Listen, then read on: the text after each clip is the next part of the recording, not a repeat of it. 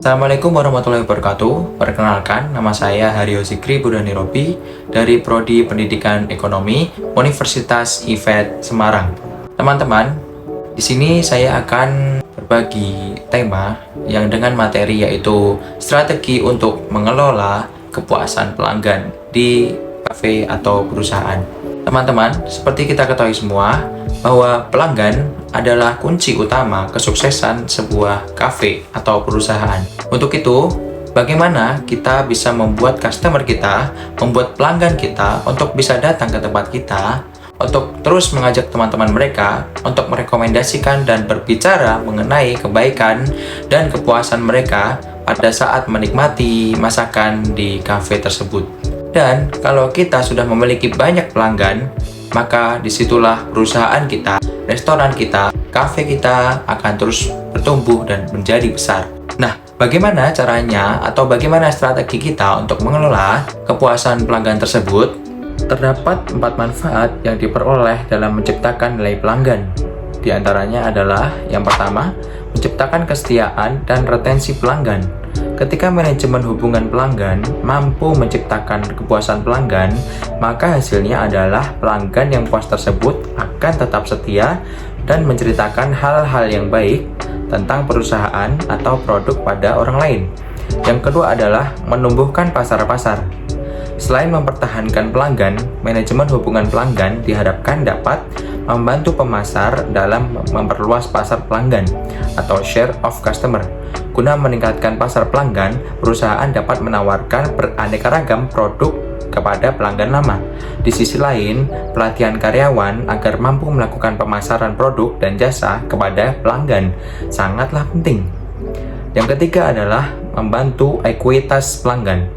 Tujuan akhir manajemen hubungan pelanggan adalah menghasilkan ekuitas pelanggan yang bernilai tinggi. Ekuitas pelanggan atau customer equity adalah gabungan antara nilai seumur hidup pelanggan terhadap semua pelanggan perusahaan. Ekuitas pelanggan dapat dijanjikan ukuran kinerja bagi suatu perusahaan. Yang keempat adalah membangun hubungan yang benar dengan pelanggan yang tepat. Perusahaan harus menata ekuitas pelanggan secara cermat. Perusahaan harus mampu menentukan pelanggan mana yang harus diraih dan dipertahankan. Jenis pelanggan yang berbeda memerlukan strategi manajemen yang berbeda.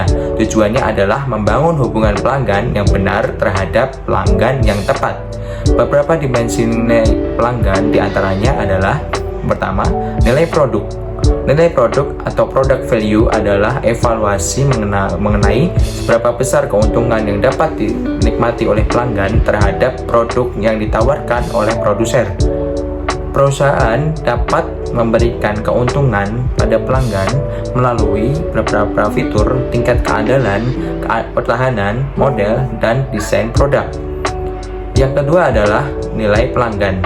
Nilai pelanggan atau service value adalah nilai yang membedakan suatu produk dengan produk pesaingnya.